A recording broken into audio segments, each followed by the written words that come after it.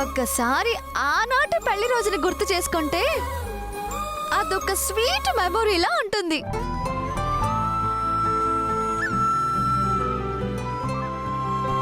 మీ silver Jubilee function ని ఘనంగా చేద్దాం అనుకుంటున్నాం. ఏమంటావు ఆదిత్య?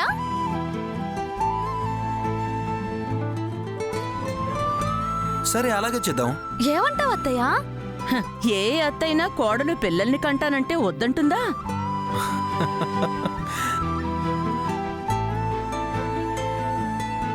అలాగే మా పెళ్లి రోజు కూడా ఘనంగా జరుపుతానంటుంటే వద్దు అని నేనెందుకంటాను? జరిపించు.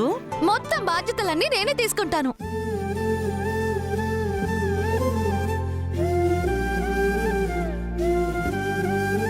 మీ పెళ్లి ఎలా జరిగిందో అలా అంగరంగ వైభోగంగా మళ్ళీ మీ పెళ్లి రోజు జరిపిస్తాను.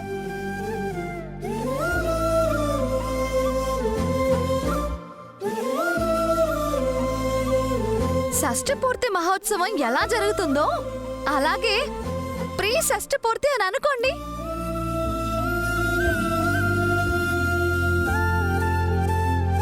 నీకెలా జరిపించాలనుంటే అలా జరిపించు. ఏంటన్నా మళ్ళీ పెళ్లితంత అంతా జరిపించుకోవాలనుందా? మీ పిల్లల సంతోషమే మా సంతోషం రా.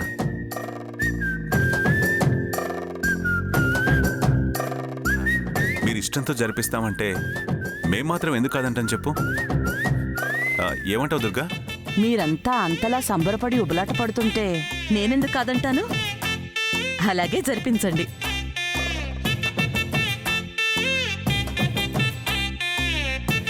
అత్తయ్యని మచ్చిక చేసుకోవడానికి దీనికేదో అవకాశం దొరికినట్టుంది. అందుకే పెళ్లి రోజు రజతోత్సవం అని మాయమాటలు చెప్పి మంత్రం వేసి అత్తయ్యకి దగ్గరవ్వాలని చూస్తోంది. ఆదిత్య, ఈ పెళ్లి రోజు వేడుక మళ్ళీ పెళ్లి జరుగుతున్నట్టుగానే ఉండాలి. అంతలా చేద్దాం. నువ్వెలాగైనా చెయ్యి, కానీ నేను గర్వపడేలా, జనం చెప్పుకునేలా, నేను మురిసిపోయేలా చెయ్యాలి. అంతే తప్ప ఎక్కడైనా ఏదైనా పొరపాటు జరిగినా ఇలా జరిగిందేంటి అని ఎవరైనా అన్నా నీ తాట తీస్తాను. జాగ్రత్త.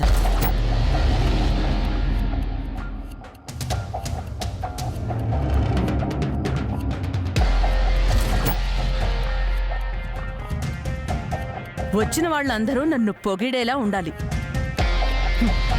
ఎప్పుడో జరిగిన మా పెళ్లి గురించి ఇప్పటి వరకు చెప్పుకునేవాళ్ళున్నారు. ఇప్పుడు జరగబోయే పెళ్లి గురించి రాబోయే తరాలు చెప్పుకునేలా ఉండాలి. అలా చెయ్యి.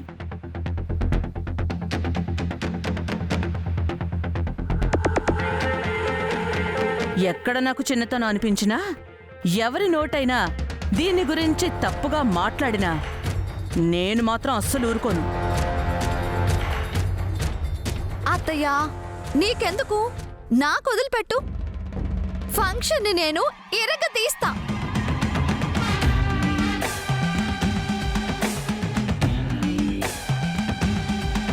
చేస్తావా? నువ్వు చేసే ఈ వేడుకల్లో అత్తయ్యకి ఎలాగైనా కోపం వచ్చేలా చేస్తాను. నిన్ను 10 మందిలో తిట్టించి తల వంచుకునేలా చెయ్యకపోతే నేను వెంకటలక్ష్మినే కాదు. తులసికి నిజం తెలియక సంబరాలు అంటుంది. కానీ నిజం ఎవరికి తెలిసినా దీని సంతోషాలన్నీ ఆవిరైపోతాయి. నేనెందుకు ఇలా ఆలోచిస్తున్నాను? అయినా నిజం నాకు తప్ప ఇంకెవరికి తెలియదు కదా. అలాంటప్పుడు తులసికి ఎవరు చెప్తారు? ఎలా తెలుస్తుంది? ఆదిత్య, పద, మనకింకా 2 రోజులే టైం ఉంది. పనులన్నీ చేసుకోవాలి. పద పద. సరే పద. ఇదేదనుకుంటే చేస్తుంది. దీనికి బుద్ధి పుట్టిందంటే ప్రపంచం దత్తరిల్లాల్సిందే. అదన్నట్టుగానే నా పెళ్లి రోజు తరతరాలు గుర్తుండిపోయేలా చేస్తుందంటావా?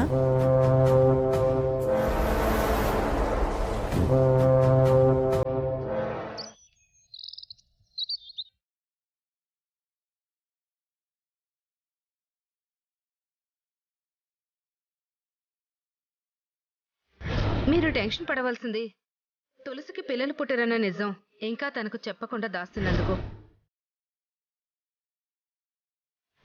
తనకి ఇలాగే పెయిన్ వస్తే తనకే అనుమానం వస్తుంది.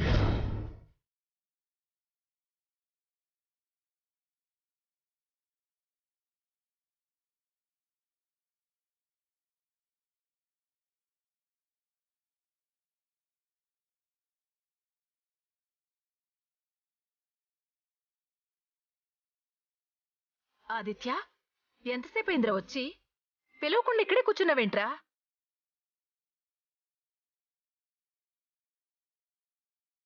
ఏంటో అత్తయ్య, మనసంతా బాధగా ఉంది. ఏంట్రా ఇప్పుడేమైందని అంతగా బాధపడుతున్నావు? ఈ రోజు కూడా తులసి విషయం గురించి హాస్పిటల్కి వెళ్ళొచ్చాను. డాక్టర్లు తులసికి 1% కూడా పిల్లలు పుట్టే అవకాశం లేదు అని చెప్పేశారు. ఏమాత్రం అవకాశం ఉన్నా ఎంత దూరమైనా తీసుకెళ్ళి ట్రీట్మెంట్ చేయించడానికి నేను సిద్ధంగా ఉన్నాను. ఎన్ని కోట్లు ఖర్చు పెట్టినా కానీ తులసికి పిల్లలు పుట్టే అవకాశం లేదు అని అంటున్నారు. తని జన్మలో గర్భం దాల్చదు అని నిర్మోహమాటంగా డాక్టర్లు తేల్చి చెప్పేస్తున్నారు. ఈ సమస్యకి పరిష్కారం ఏంటో నాకేం అర్థం కావట్లేదు అత్తయ్య. ఒకవేళ ఇంట్లో ఈ విషయం తెలిస్తే అమ్మకి ఏం సమాధానం చెప్పాలి? తులసిని ఎలా ఓదార్చాలో నాకు తెలియడం లేదత్తయ్య. పెళ్ళైనప్పటి నుంచి ఇప్పటి వరకు నిత్యం పోరాటాలు పడుతూనే ఉంది.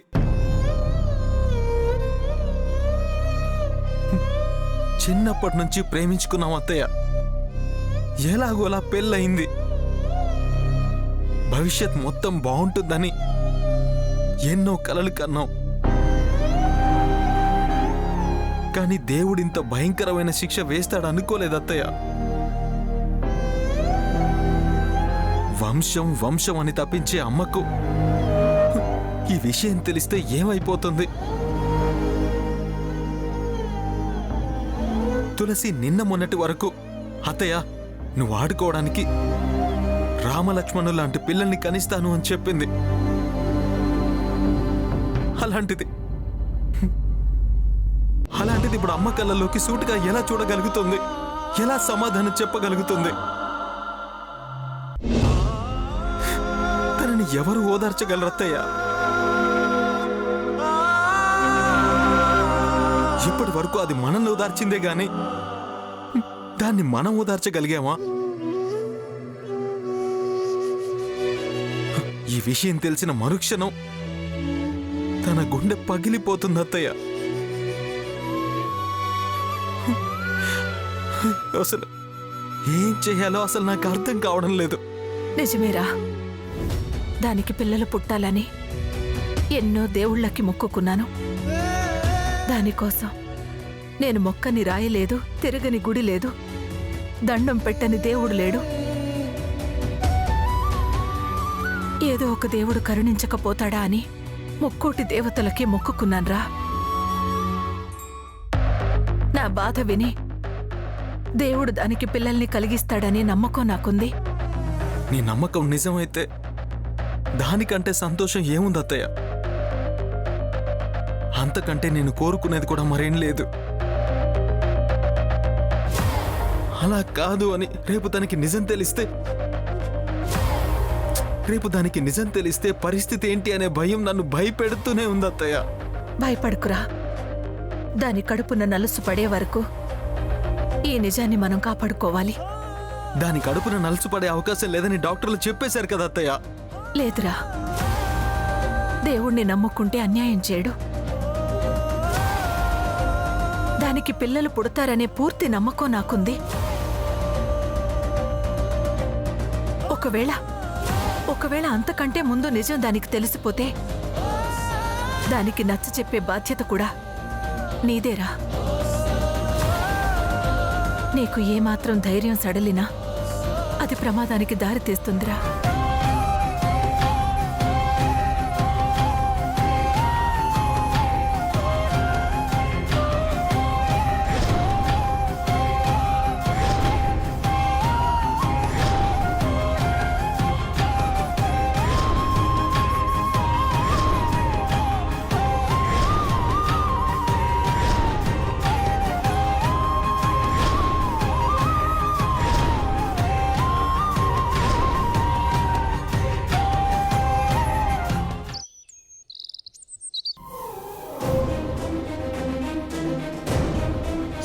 నువ్వు చేసింది?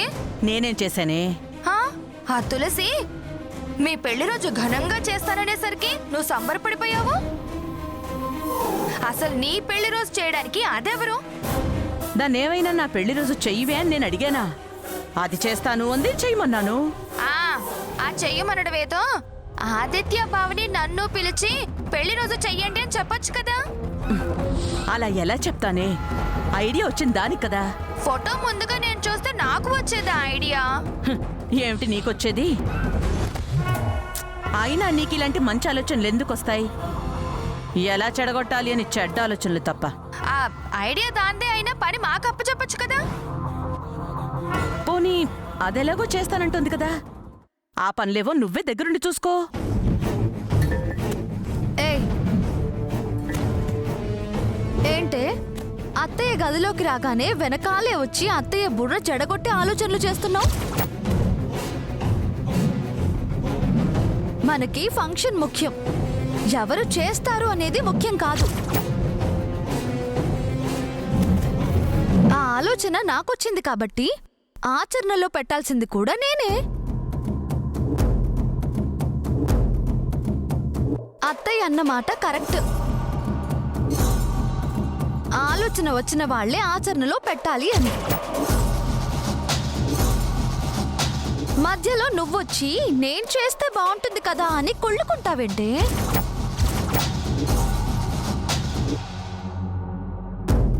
అయినా నువ్వింకా మారవా? అవతలి వాళ్ల మీద ఎలా చెడు అభిప్రాయం కలిగిద్దావా అనే ఆలోచన తప్పితే వేరే ఆలోచనలు రావా నీకు? అసలు ఊరికే ఎందుకే మా మీద పడేడుస్తావు?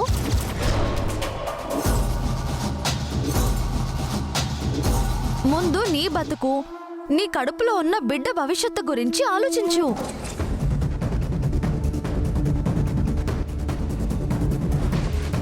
నీ సంసారం ఎలా చక్కదిద్దుకోవాలో, నీ మొగుడుతో ఎలా ఉండాలో అది ఆలోచించు.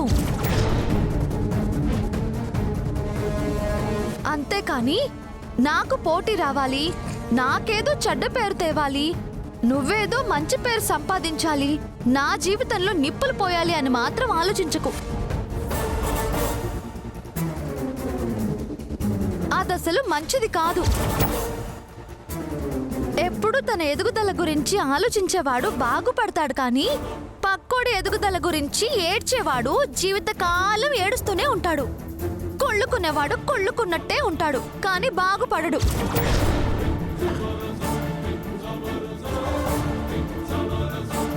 నీకు అత్తయ్య పెళ్లి రోజు వేడుకల్లో భాగం పంచుకోవాలనిపిస్తే నాతో పాటు కలిసి పని చెయ్యి. అందరితో కలిసిమెలిసి ఉండటం నేర్చుకో.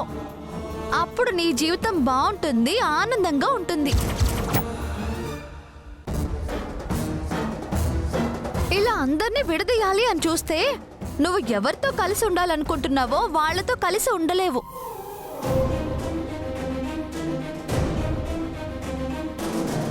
నాకు చెప్తే నేను చేస్తాను కదా అని చాడీలు చెప్పే నీకు ఒక్క పని కూడా అప్పచెప్పను. కనీసం ఇన్విటేషన్ కార్డులు పంచే అవకాశం కూడా నేను నీకు ఇవ్వను. నీ బుద్ధులు నాకు తెలిసే. నువ్వు నేను చేసే పనిని చెడగొట్టాలని చూస్తావు, గాని నాకు మంచి చేయాలని మాత్రం చూడవు.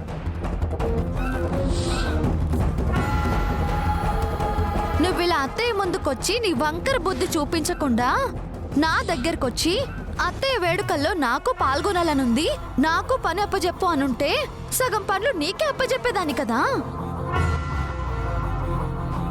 నీ దురాలోచనలు నాకు తెలుసు కాబట్టి నిన్ను దూరంగా పెడతాను. చూడు, ఇంకోసారి ఈ ఫంక్షన్ విషయాల్లో తల దూర్చాలని చూసినా, అత్తయ్య ఆలోచనల్ని మార్చాలని చూసినా మర్యాదగా ఉండదు, జాగ్రత్త.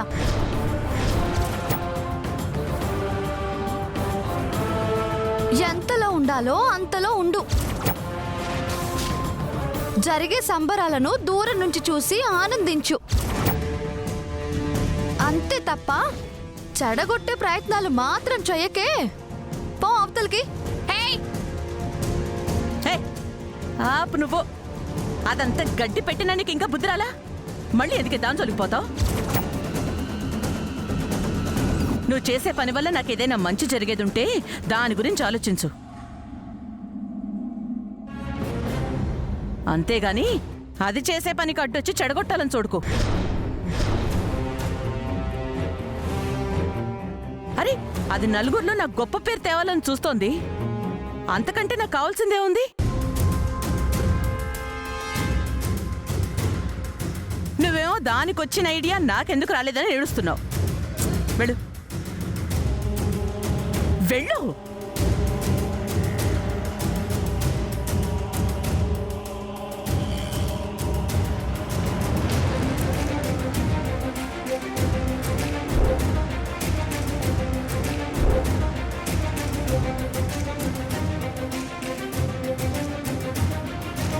ఏంటి అత్తయ్య కూడా ఇలా మాట్లాడుతుంది? అత్తయ్య మెల్లమెల్లగా తులసి వశం అయిపోతుంది. హ, దీన్ని ఇలాగే ఎదగనిస్తే నా ఉనికికే ప్రమాదం. ఇలాంటి సమయంలో నానమ్మ కూడా నాకు తోడుగా లేకుండా పోయింది. నా బుర్ర పనిచేయనప్పుడు ఇలా కాదు అలా అని నెత్తి మీద ఒక్కటి కొట్టి చెప్పేది. ఇప్పుడు నానమ్మ కాలు చెయ్యి వైద్యం కోసం కేరళ వెళ్ళిపోయింది. ఆవిడొచ్చే వరకు నా బతుకు బాగుపడేటట్టు లేదు. అలా అని నానమ్మ తిరిగొచ్చే లోపే నా బతుకు రోడ్డున పడుతుందేమో. అలా జరగకుండా జాగ్రత్త పడాలి. అత్తయ్య ఫంక్షన్, మావయ్య ఫంక్షన్, ఏదైతే నాకేంటి, దూరంగా ఉండి చూద్దాం. అత్తయ్యకి ఇప్పుడు తులసి మీద మంచి ఒపీనియన్ ఉంది. బావని కేసులో నుండి విడిపించినప్పటి నుండి అత్తయ్యకి దాని మీద కోపం తగ్గినట్టుంది. అందుకనే దీన్ని ఇండైరెక్ట్ గా దెబ్బ కొట్టి అత్తయ్య మనసు మార్చి నా వైపు తెచ్చుకోవాలి. అప్పుడే అత్తయ్య నా మాట వింటుంది.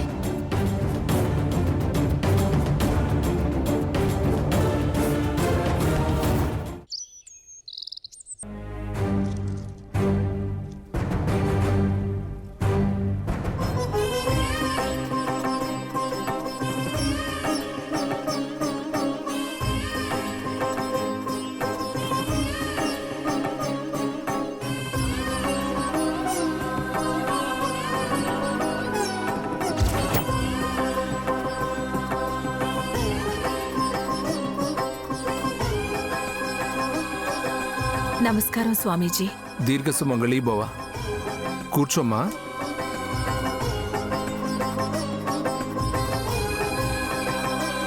చెప్పమ్మా, ఏంటి సమస్య? మీకు తెలియందేముంది స్వామి?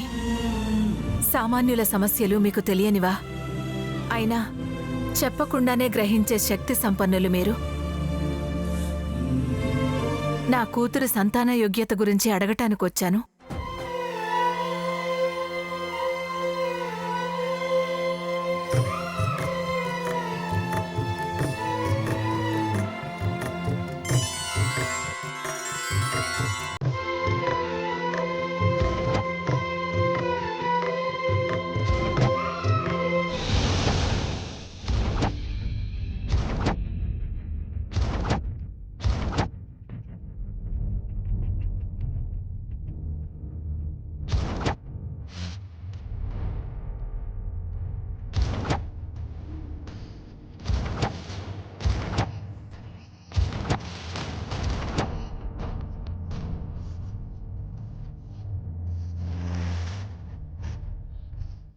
ఏంటి స్వామీజీ అంత ఆశ్చర్యంగా చూస్తున్నారు? ఏమై ఉంటుంది? ఏంటి స్వామి, ఏదైనా సమస్య? నువ్వు సంతాన సమస్య గురించి తెలుసుకుందామని వచ్చావు, కానీ మీ అమ్మాయి అంతకన్నా పెద్ద సమస్యలో ఇరుక్కోబోతుంది.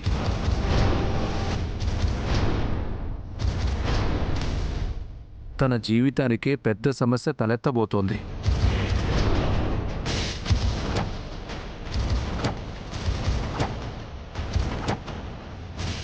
ఏంటి స్వామీజీ మీరు చెప్పేది? అవునమ్మా, నువ్వు తన కడుపున కాయబోయే కాయ గురించి అడిగావు, కానీ తన బ్రతుకే ప్రశ్నార్థకంగా మారబోయే సమస్య ఆ భార్యాభర్తల మధ్య రాబోతోంది. కొత్తగా పెళ్ళైన దంపతులు తొందరగా ముగ్గురవ్వాలని కోరుకుంటారు, కానీ ఆ ఇద్దరి మధ్యకి మరొక స్త్రీ మూడో వ్యక్తిగా రాబోతోంది.